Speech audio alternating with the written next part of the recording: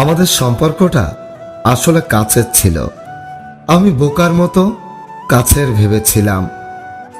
তোমাকে শিখতে হবে নিজের চেষ্টায় যা হবে তাতেই খুশি থাকো, কারণ কেউ তোমার জন্য কখনো কিছু করবে না। আপনি নিয়মিত সমস্যায় পড়বেন যদি সব কথায় আবেগপ্রবণ হয়ে যান। সত্যিকারের ক্ষমতা হলো বসে থেকে যুক্তি দিয়ে প্রতিটা জিনিস অনুভব করা। আমাদের জীবনের ছোট ভুলগুলি বড় ভুলের কারণ হয়ে দাঁড়ায়। বাড়ির পাশের লোক মানেই সবসময় প্রতিবেশী নয়।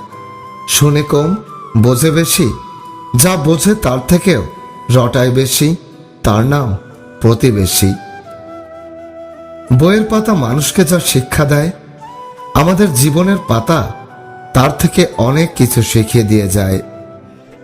ধৈর্য হলো এমন এক শক্তি যার মাধ্যমে জীবনের সব কঠিন বাধা কাটিয়ে ওঠা সম্ভব হয়। ভাগ্যটাও আজব, যাকে পাওয়া সম্ভব নয় তাকে সবচেয়ে বেশি ভালোবাসে এই মন। সুখে থাকার অভিনয়টা সবার সাথে করা গেলেও দিন শেষে নিজের সাথেই করা যায় না। জীবনটা হালকা মনে হবে ঠিক তখনই যখন অপরের উপর আশা থাকবে কম আর নিজের উপর আত্মবিশ্বাস থাকবে অনেক বেশি। একটা সম্পর্ক ভালোভাবে গড়ে উঠতে দুজনেরই আন্তরিকতা ও আগ্রহ থাকতে হয়, কিন্তু সেই সম্পর্ককে মেরে ফেলতে একজনের অবহেলাই যথেষ্ট। কষ্ট পেলে কি ভালোবাসা হারিয়ে যায়? কখনোই না। যে ভালোবাসতে জানে হাজারো কষ্টের মাঝেও ভালোবেসে যায়, যা কখনোই হারাবার নয়। আমাদের সমাজের একটা বাস্তব চিত্র, মেয়েদের সম্মান মেয়েরাই দেয় না। মুখোশ পরে চলছে সবাই, ঠোঁটে নকল হাসি। পরের থেকেও আপন মানুষ কষ্ট দেয় বেশি। প্রিয়জনের সাথে প্রয়োজন জড়িয়ে গেলে আসলে আমাদের সম্পর্কের মৃত্যু ঘটে।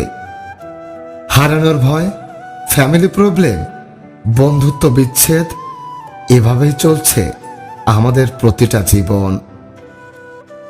আপনি যে জিনিসটা 6 বছরের ছেলেকে বোঝাতে অক্ষম, সেই জিনিসটা আপনি নিজেই ঠিক করে বুঝতে পারেননি। তাই কাউকে বোঝানোর আগে নিজে বিষয়টি আগে বুঝুন। কেউ একজন বলেছিল, তোমার এত দুঃখ আর কষ্ট কেন?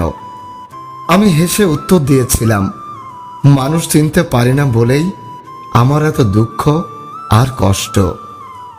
বিয়ে করলে গরিব ঘরের মেয়েকে করুন, অর্থ বা যৌতুক হয়তো পাবেন না, কিন্তু সত্যিকারের একটা ভালো মনের জীবন সঙ্গী পাবেন।